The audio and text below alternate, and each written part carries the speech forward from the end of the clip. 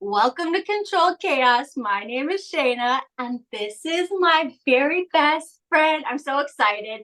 Jeanie Griffin, can you just tell us a little bit about you? Oh, what All the about? stuff. Well, I have a bunch of degrees and a bunch of licenses that are all used to be all over a wall. So that every time I began feeling badly about myself, I'd look at the wall and say, see, you're okay.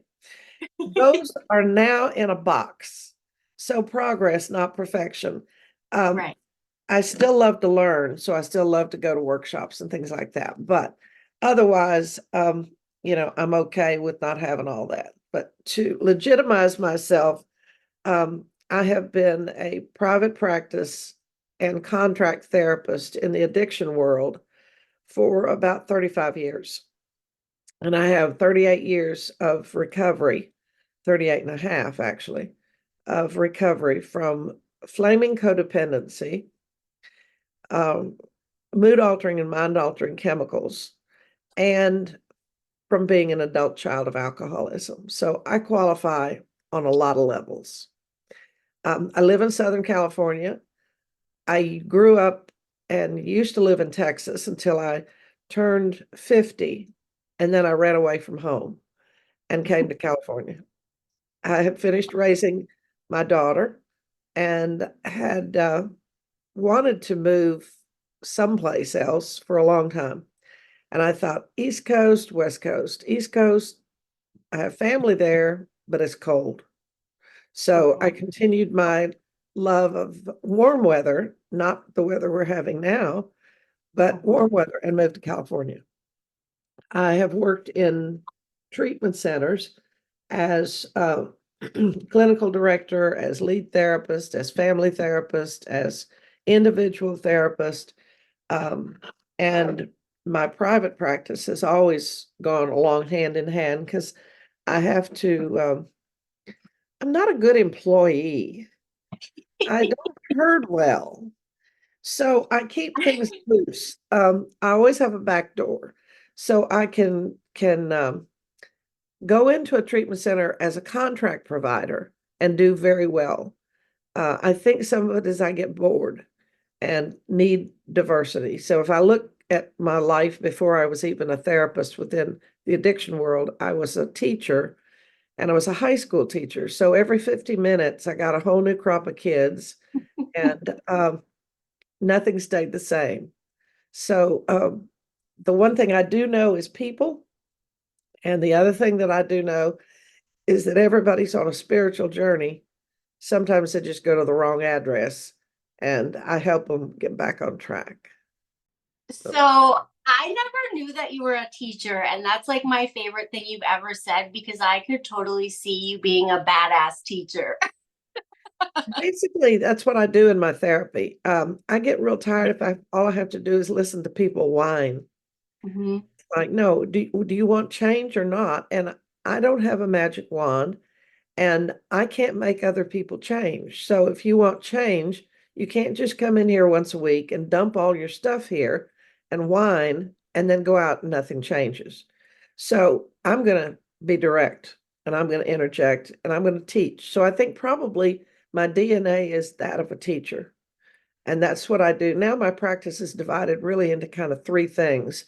One, the addiction world, and I can help in that area. If you're the addict, if you're in love with one, if you're the father of one, the child of one, whatever, I can help with any dynamic in the family for addiction. Then there are people who don't have addiction, but they have other stuff. Everybody has stuff. Yeah. And they want personal transformation or some sort of personal growth. And I can help with that. And then there are others that want personal growth, but they're really exploring a spiritual direction. And I can help with that spiritual transformation as well. So I see all kinds of people on their journeys. And thanks to COVID, much of it is on Zoom. And Yeah. if I'm not licensed in a place where somebody wants some help, then I just coach them. Just coach. So we kind of laugh about it, but you really are like a guru therapist, right? You're like a, I don't know, 3, 4 time Amazon bestseller. Like you've been around the block and really like helped a ton of people. So, including me, right? We worked together for a long time. And I remember calling you when I wasn't doing so hot. And you're very right about the fact that you're direct because all I remember of this conversation was you saying, just shut up. Do you want to go to rehab? And I was in rehab, bus ticket and all in 24 hours. Well, that's why my You weren't business, trying to hear me whine. that's why my business is entitled Fresh Out of Plans. You know, I mean, I love it. It's if still you my have, favorite story. God, Call Jeanie. I don't know what happened, but I was in rehab and listen, I'm sober, so something worked, right? something worked. Yeah. Yeah, that was wonderful because the timing was perfect. Mhm. Because there was a person that I knew that we all worked at the same treatment center, and Yes. he and his bride had opened a new treatment center. And when people open, what I know, and those of you who need this, listen, when somebody opens a new treatment center, they want to get their name out there. And so they're willing to take clients, even if they don't have any money. So I always call and say, I understand you've opened a new treatment center and I have somebody and they need you. How about a discount or free? And they'll say, okay. And so always remember that. Can you tell us a little bit about like how you help people who are struggling with addiction, alcoholism? Like what is the first go-to thing that you say to people that are struggling? Do you want to change? Yeah. Do you want to change? Because, me included, Mhm. human beings want the world to change. They want other people to change. I want change in my life, but here's your script. And if you would just do this, then my life would be great. Right. It doesn't work that way. God, I wish it would, but it doesn't. I tried that for many years too, handing everybody a script. And then I had to go back and apologize to them for being arrogant enough to know what they ought to do with their life when I didn't know what to do with mine. So the Right. first thing is, do you want change? Yeah. Well, okay. Maybe somebody you love or is involved with you may change, but you got to change first.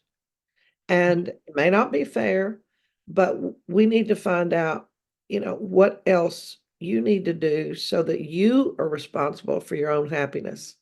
That was the hardest lesson I ever learned. I thought some man or some person, place, or thing was supposed to make me happy.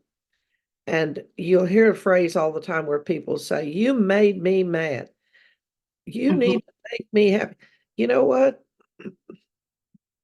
Nobody can make you anything. And I'll say, okay, this is a cycle. Do you want to change it or not? And what can you do to be different? Because if you are different, it's going to change the dynamic. Now, sometimes it changes it for the worst. And sometimes we have to pay attention to how do you protect yourself and how do you get out of a situation where you might be in danger. But it'll cause ripples in the family. And then if I'm working with family members, oh, they love to talk about, polish their halo and everything they've done. But Mhm. but they're very reluctant to let the chaos unfold the way it's going to because oh no, I can't. So things will get a little bit better and the addiction will go underground and then they get all happy and think that, okay, now we can go back to maybe drinking normally or just occasionally smoking pot. And a lot of times it's they don't want to look at their own use of chemicals, but Mhm. also they don't want that all they're doing is propping the loved one up so that there's not a crisis. And when I tell them, let the crisis unfold, oh, I'm not ready for that. Well, okay, keep in this loop. And but I keep putting it back on them. Right. Are you happy? Are you happy? Um, can you be happy in this situation without handing the other person a script and saying this is what you need to change? And then if Right. somebody does go into treatment or does go into recovery, not everybody has to go to treatment. Most everybody has to go to detox to have a safe detox.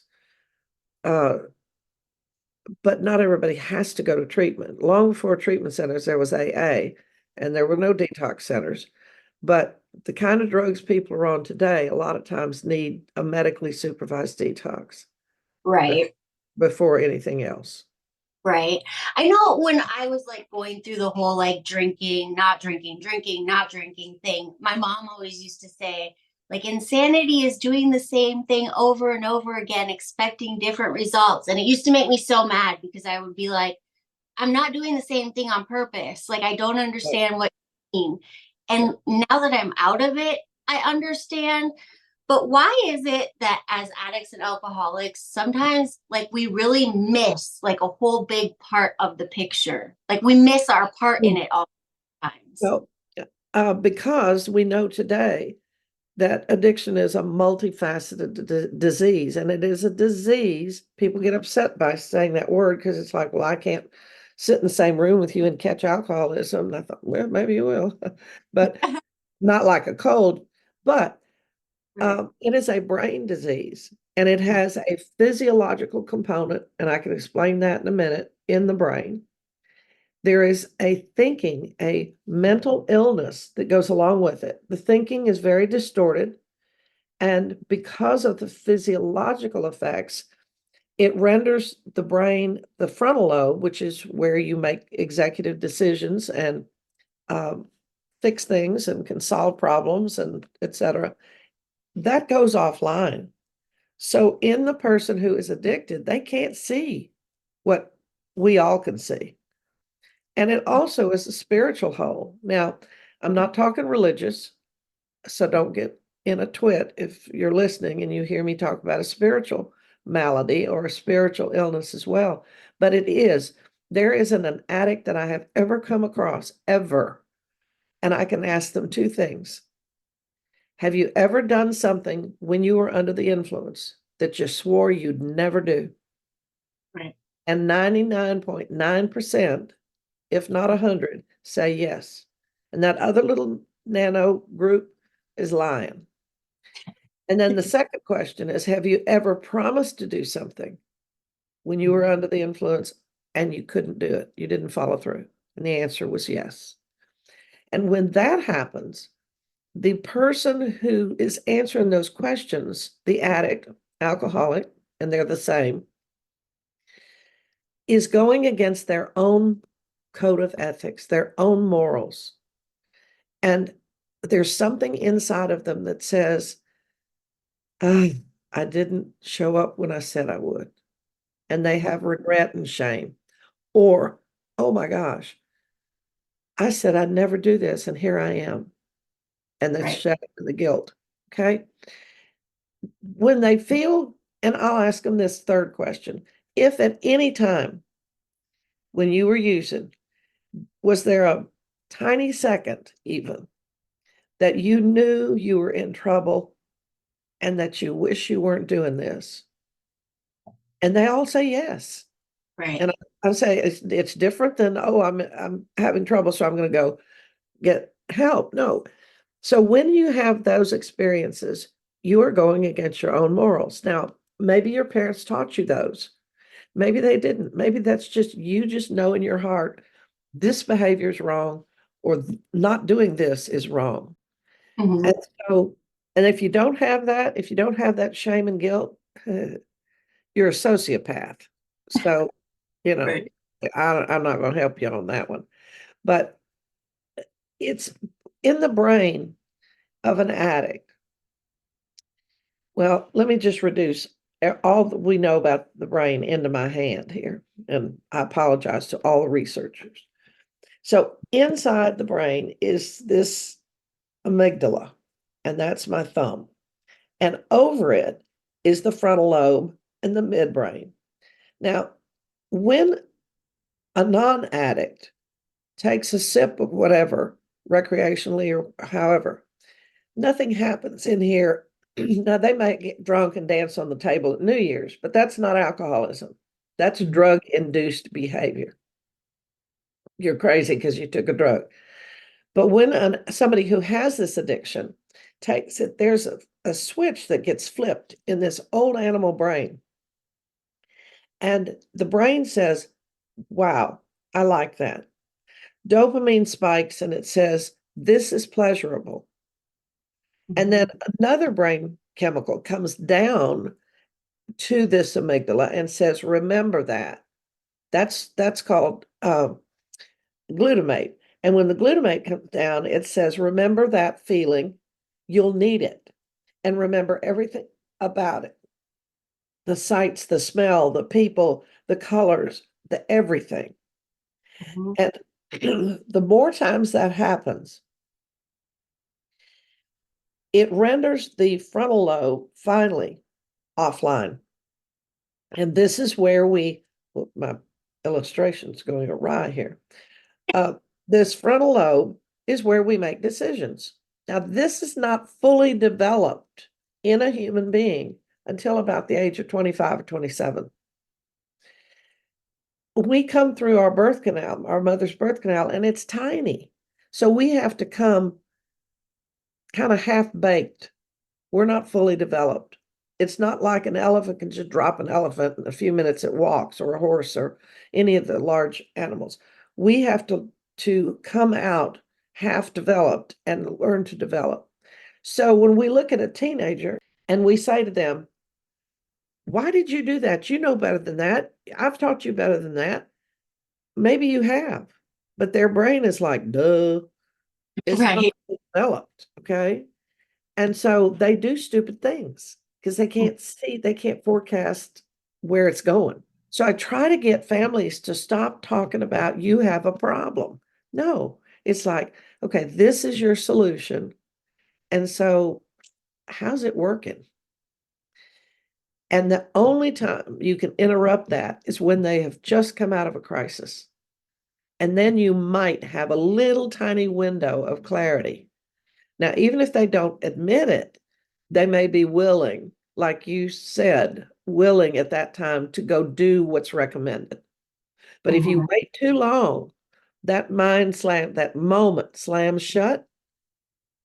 But when they're in this, as Dr. Silkworth says, when they come out of a spree and they emerge remorseful, and then they have this firm resolution, oh, I'm not going to do that again, or I'm not going to buy from that dealer. A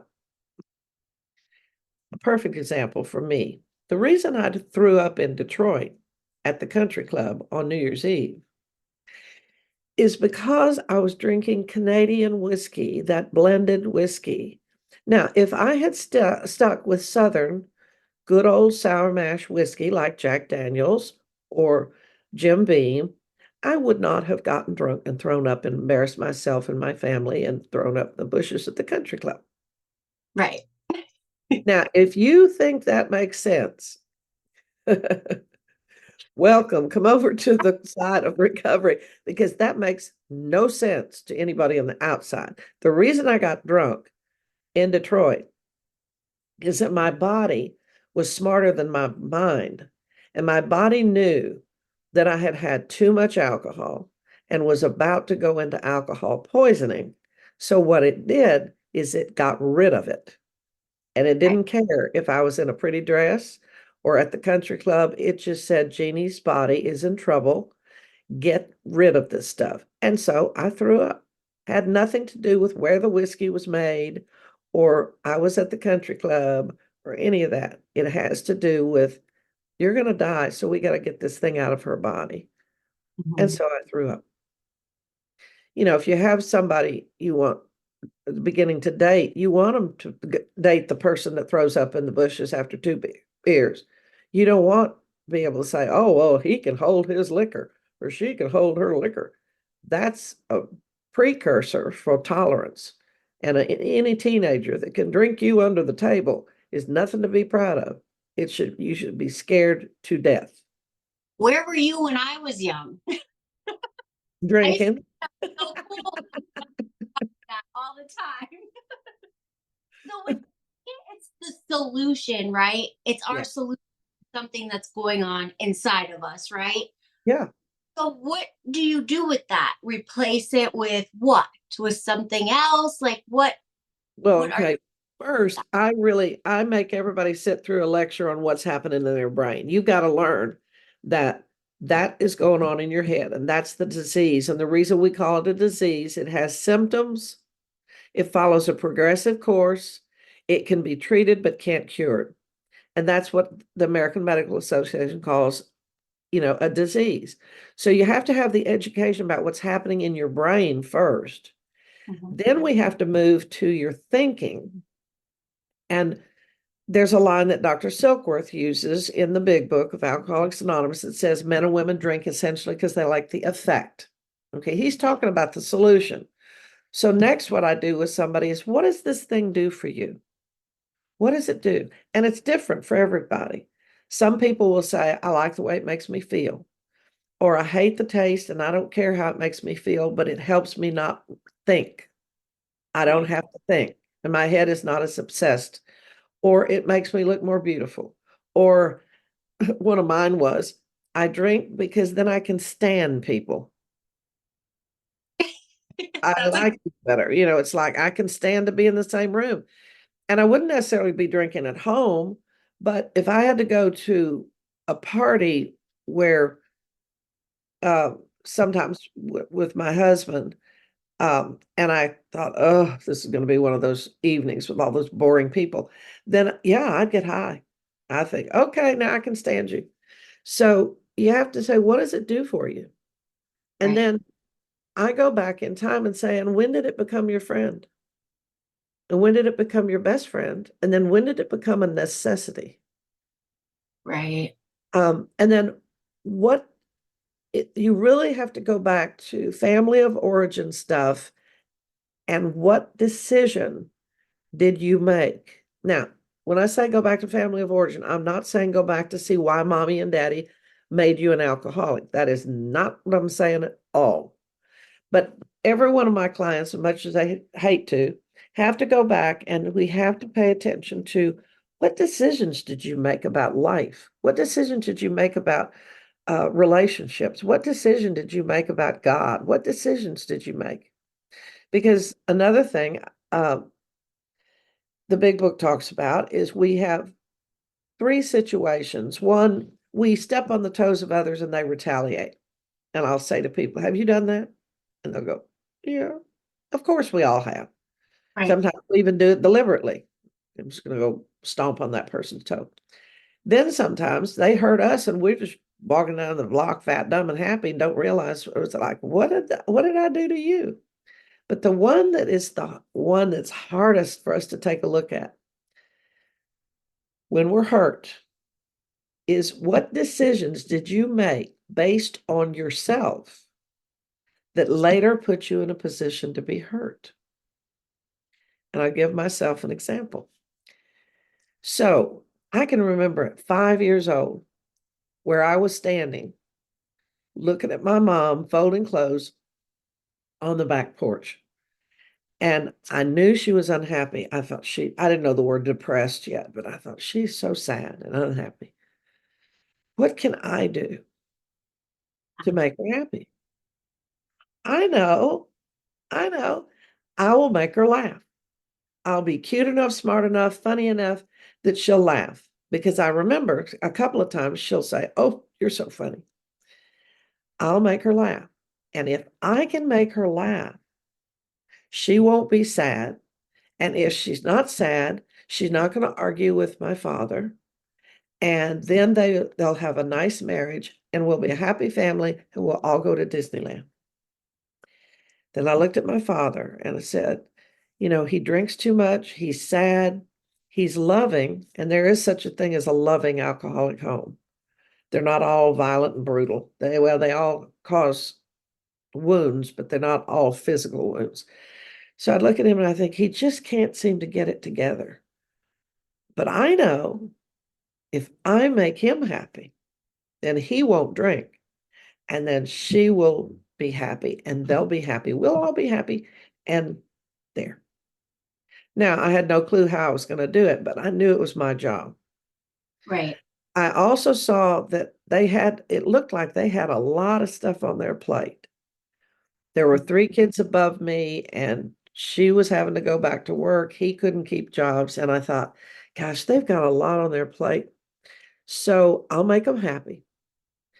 Now, another little story that goes along with that is if I'm busy making everybody, especially the two people that are in authority in my family, happy, then my other decision is don't have any needs, Jeanie. Don't take anything more to your family. Don't take it to your mom, and she's got enough to worry about. Don't take it to your dad. He's got enough to worry about it. Figure it out yourself. So this is how we know that you were not the scapegoat. Well, I turned into one at some point. I finally got in, and I have a little bit of that still in me. But in my family, everybody was a hero at first, and then you turn and gave the baton to somebody else. So no, I did what I could. This is a little off topic, but I guess not really. I digress anyway. I remember in church, in Sunday school one day, the poor teacher was trying to teach us that, we all have original sin. Uh-huh. And I was in the fourth grade, sixth grade, I don't remember, somewhere along in there. And I thought, I don't have original sin. And I raised my hand and said, I don't have original sin. Oh, Yeah. yes, you do. Everybody does. And I said, no, I don't. I try to be good, and I haven't done anything wrong. I wasn't in the Garden of Eden, so therefore I don't have original sin. And Right. poor thing, he tried to prove it to me, and I wouldn't buy it. It was like, So we all tried to be good and tried not to cause problems for our parents, but in doing so, it set me up for incredible codependency because I didn't have any needs. Don't have your needs met. Get your needs met by yourself. Be self-sufficient, be self-reliant. And then there came a day when I said, screw this, I'll do what I want. But Right. most of the time, the way I got out of trouble or made a contribution to anything was to be funny. But also, I then could be caustic and very sarcastic. So I incorporated probably a scapegoat with a little better PR a lot of times. And so I'd lay you flat with my sarcasm before you even realized you were on the ground. Hi, my name is Shana, and I'm the CEO and founder of Controlled Chaos Coaching. Here at Controlled Chaos Coaching, we believe in reframing your thinking without shame. We believe in growing from setbacks and building a life you really enjoy. We will help you to find a sobriety path that works for you because sobriety is different for every single person. And we have an amazing group of women that will support you in your journey. So if you're ready to get sober, please contact me. You can contact me at my website, www.controlledchaoscoaching.com, or also on Instagram at controlledchaoscoaching. All right, I love you mucho. Right. Okay. And probably because I knew that if I didn't have the strength to beat you up, if I had been a boy, I'd have been in jail. I'd have been beating up everybody. Right. Okay. So for the people who don't know, there's what? Like the scapegoat does what? The hero. Can you tell us about your And in telling you about these, I have to give credit to one of my mentors that I still am in touch with and adore and changed my life is Sharon Wegscheider Cruz. And she wrote the book, Another Chance, Hope and Health for the Family of the Alcoholic. And she named these four roles. And she'd worked with Virginia Satir, who was out here in California, and ended up adapting a lot of Virginia's ideas to the alcoholic family because most therapists paid no attention to the alcoholic family. So the hero was the one who will try to bring pride and prestige to the family. They'll do well. They will leap tall buildings in a single bound. They take care of, a lot of times in families where there are multiple children, this is the kid who takes care of the littler ones when mom and dad are fighting or mom's drunk or dad's drunk or there's violence going to happen. Or so they're trying to they're the ones that are trying to be good and overlooked in schools. They'll say, oh, well, we don't have to worry about her because she's on the National Honor Society and blah, blah, blah. They are adults where they shouldn't be. one of my clients knew how to make her mother a screwdriver for the morning, but didn't know how to make Jell-O yet. Yeah. And so they're the ones. And so when I'm teaching this in my family program, then I bring out my magic wand. I bring out my magic wand and I say, okay, heroes, I'm going to give you two gifts. One, the gift of play, because you didn't do that as much as a child. And then the gift that you're going to choke on, but I want you to practice it. And that's the gift of saying to the people in your life, I don't know. You're smart. You'll figure it out. Right. And of course they all, what do you mean? But you don't have to have every solution. Right. So, and I always laugh and say the heroes are called the control freaks by everybody else in the family. But boy, everybody else in the family needs them. Yeah. They're the people who love the Container Store. They love the Container Store. It's all in little neat waffle boxes. Everything is organized.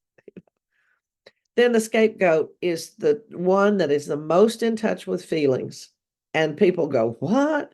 Because they are like, inside of them, it's like living in a sea of high waves. They're so emotional on the inside and very, very sensitive, but they don't let it show. And they act like they don't care. And they're the ones that are in the principal's office. And they're the truth tellers of the family. They're the ones that are saying, look, the emperor has no clothes. Dad's not asleep on the couch. He's drunk, Right. And they get into trouble. Now, they're the ones, if I do this in a family treatment center and the clients are all in there with us, the circle of the scapegoats are 99.9% clients, because what they'll do is that they will sacrifice themselves in order to tell the truth. Now, I'm not talking about cash register honesty. Yeah, no, I didn't steal that out of your wallet. Of course they did. But they're the ones that are saying, why are you upset with my using when you're drunk every night? Right. They're the ones that will, just tell the truth and tell it like it is. They're the ones that are the most misunderstood in the public school system. Yes. They're screaming for somebody to come help their family, but when you get close, they'll bite your hand. So in treatment, they're the ones that have to stand still and hurt and admit that they're hurting. I love to work with the scapegoats because I just can get away with saying lots of stuff to them, probably because of my age. I'm like a mean grandmother. So I can tell them whatever, like I told you, shut up. Do you want to change? You want to go to Right. treatment? It's And I was like, like, the okay, solution here. Let's get to my solution here, not yours. right. Then there are two other roles of the family that adapt. Now, these roles are adaptations to what's happening in the family, okay? And you can be more than one, but another one is the lost child. And this is the kid that when mom and dad start fighting, they go up to their room, play video games, get into a book and read a book, play with their Barbies. If they have real survival skills, they'll get somehow permission to go over to a friend's house, where the friend's house is calmer, safer, and it feels like family and a home there. And so they're the one that is the most lost. They're the wallpaper. They don't want to be the center of attention by any means. And when I have them come stand up together, I'll ask them, where did you go when it got unsafe in the family? And they'll say, out in nature, up a tree, in my room, somewhere away from the family, and quiet. They just disappear. And so then a lot of times the family will say, oh, well, I don't have to worry about her. She loves reading and I don't have any problems out of her. She doesn't require any kind of attention. And this is the kid that lives in fantasy. They just disappear. It's also the kid that might be the most susceptible to suicide. And then the last is mascot. The mascot, when I have them stand up, I have them do something very different. I'll have them stand in a circle and then face their audience, meaning the other people who didn't stand up, and go around when I say go very slowly so as not to upset the attorneys for the treatment center so we don't have an accident. Go around the circle very slowly and look at their audience. And invariably, then I say, okay, y'all stop. Audience, what did you see? And they'll say, we saw them smiling. And sometimes they're even so animated that they will do the Miss America wave as they're going around the circle.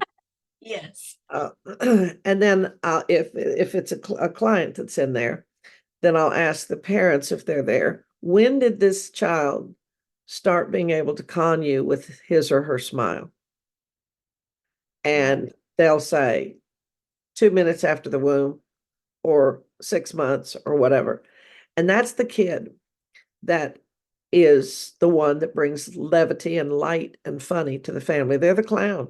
They're the one that they are masters at distraction. Mom and dad getting ready to fight, I'll spill my milk. And then all of a sudden we just look at, oh, well, I might get yelled at. Oh, well, that's okay. That's a small sacrifice for, we diverted that. And so to go back to what we were talking about is that people have to go back in and see what shaped them, not who's to blame. It's not about blaming. It's about what decision did you make? I know I'll bring them happiness. I know I won't have any needs. And I make people write those down because they don't go away.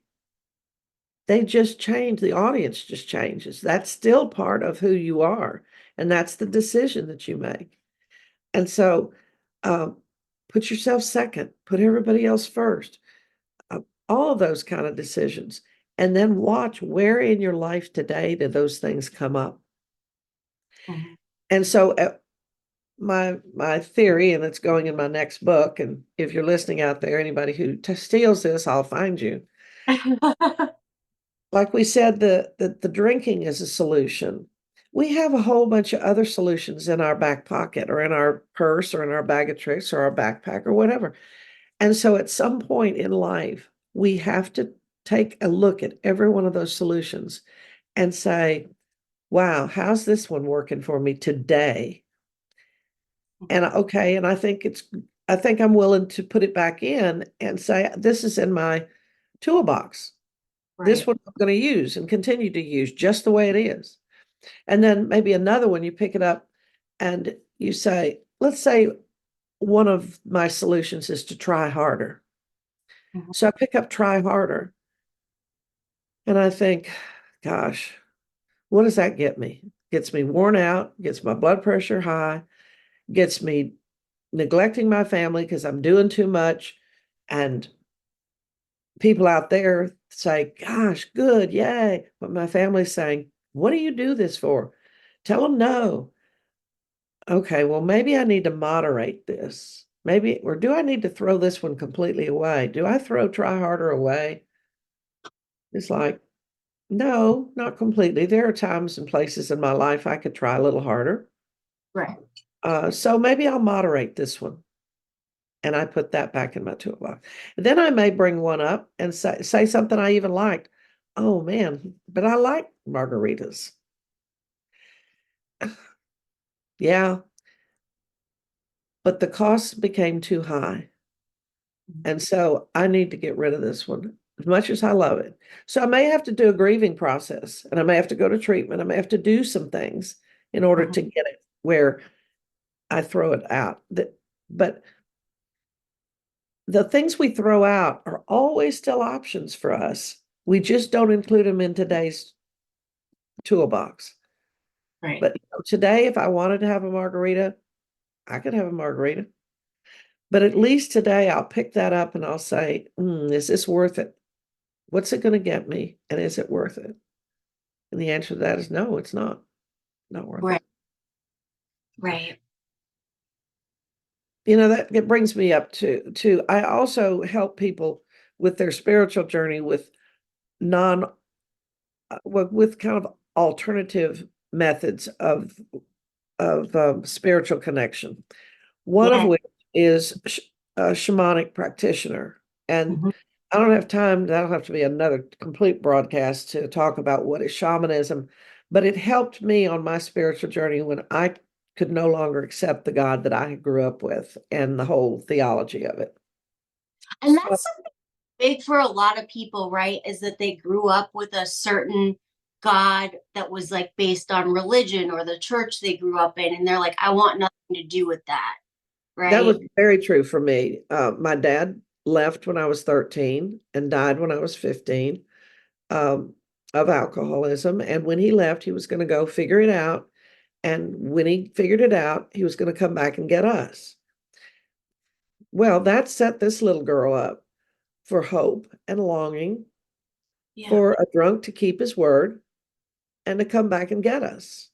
And so, who did I go out and fall in love with? People who I was living on hope and longing, and people that promised me things, and words and actions didn't match.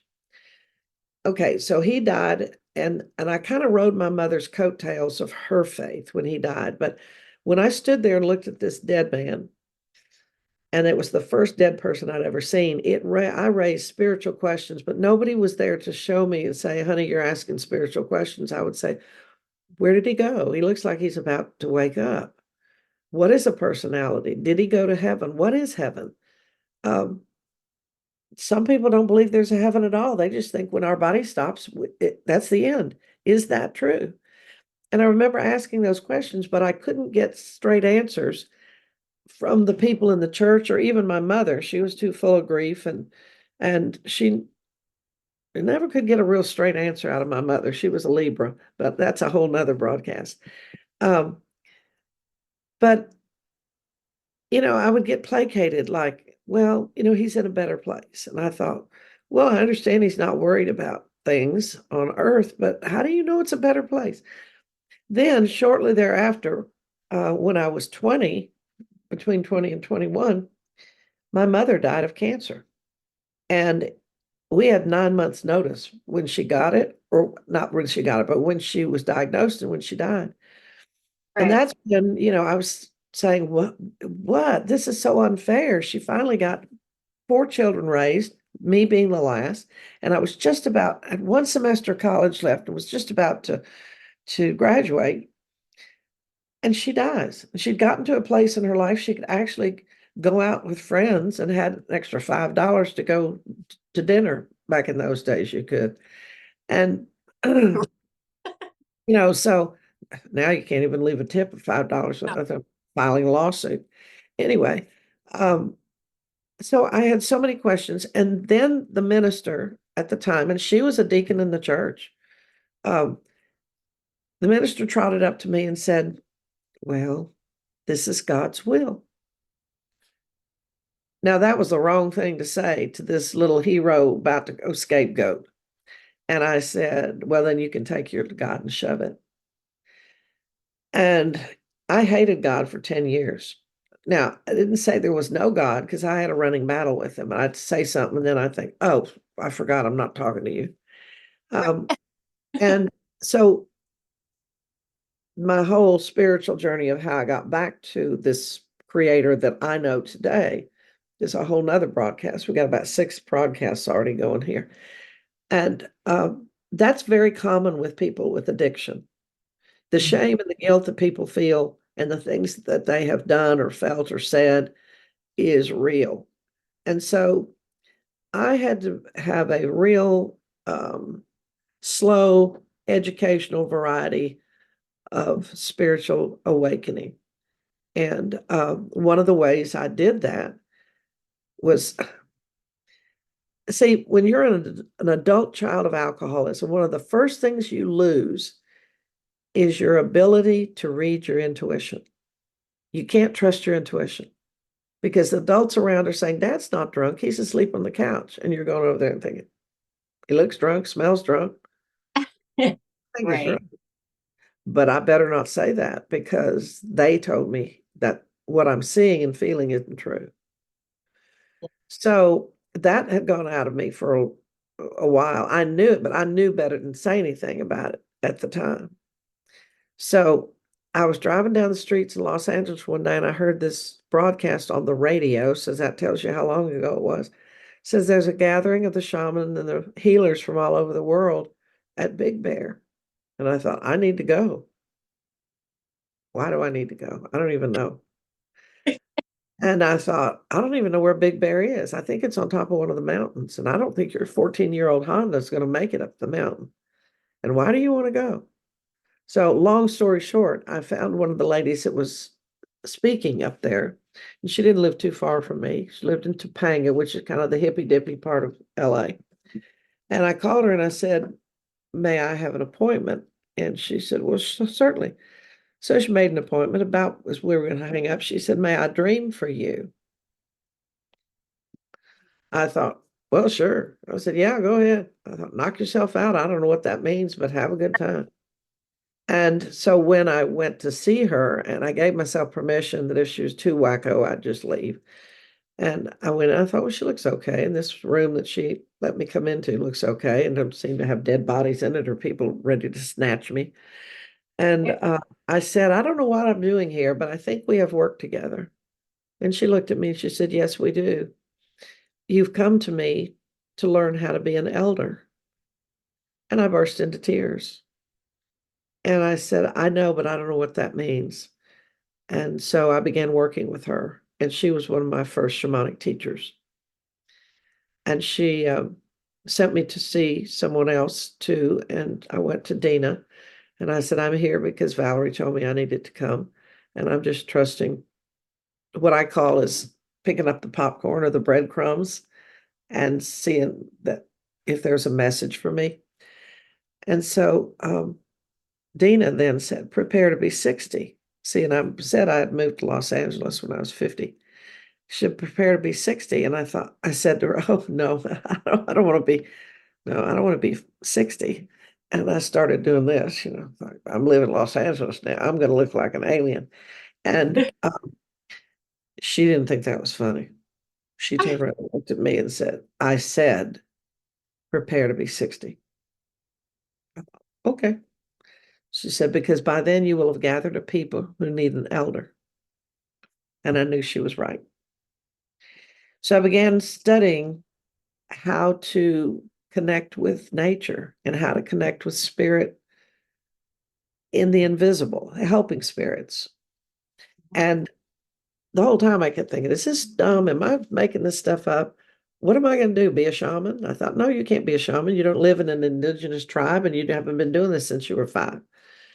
Anyway, I shut my brain up. Like I said, shut up and just do this until it feels weird and you don't think you need to be doing it.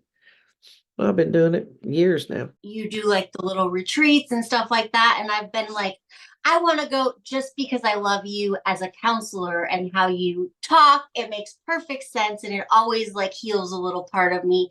I'm not sure about the whole shaman thing, but I seen you're doing something. So I'm going. One day I'm going, but I'm going to this. So you have to tell us about it.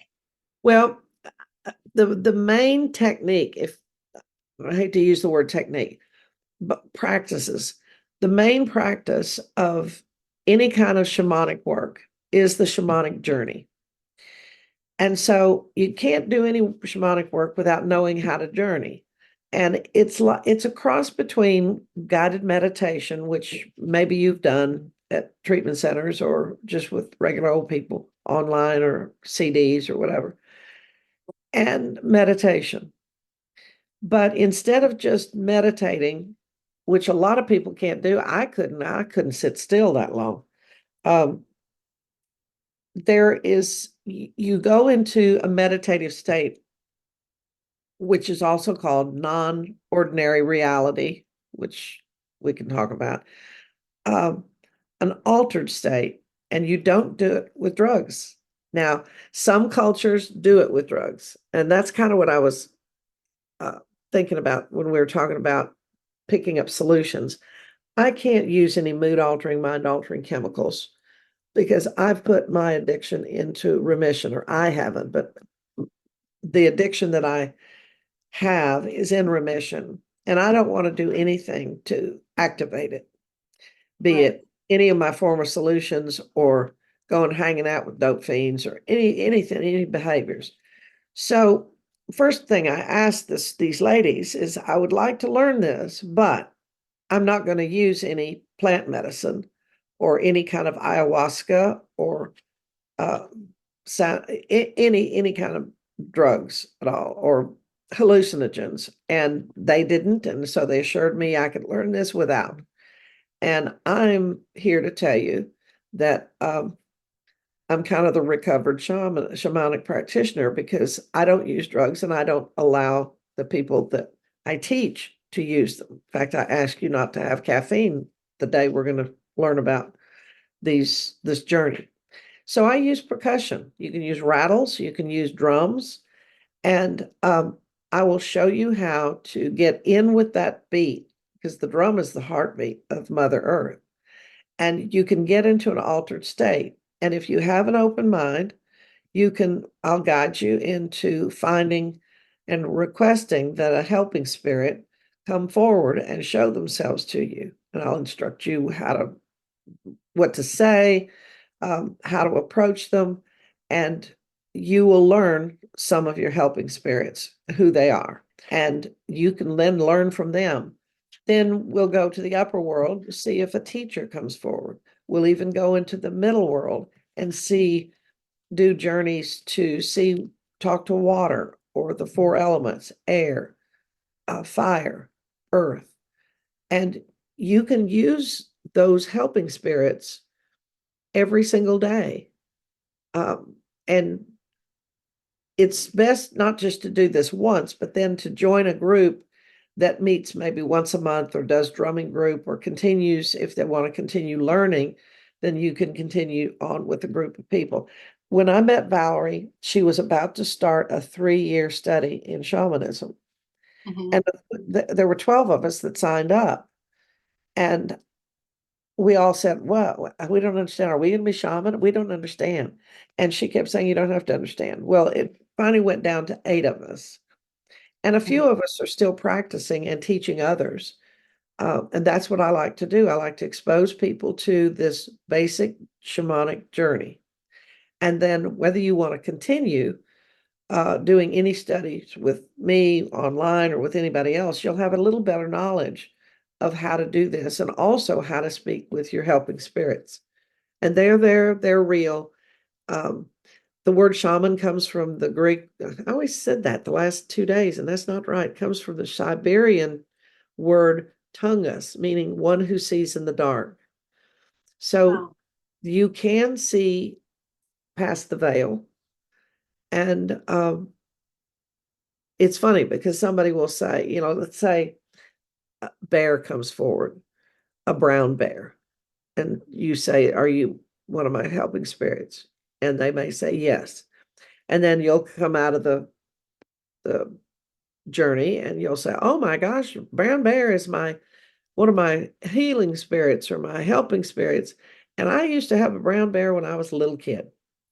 Mm-hmm. It's not unusual that you already have helping spirit totems, or they're also called fetishes, but that you already have them around your house. Right. That's Oh, I like flamingos, or oh, I like so and so, or I collect birds, and the reason you do is that's one of your helping spirits. That's cool. So it's Really, gonna be 25th, right? 25th at noon West Coast time, which is 3 East Coast time, and I'm sorry to do that. The 25th is a Saturday. And I know I'm trying to plan these things. There's a time when some people just can't. If you got a big family or you got a soccer game, Mhm. I don't know.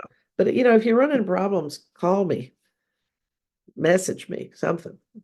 Get a hold of you. Yeah. Well, thank you so much for coming on today and talking with me. You're like my favorite ever.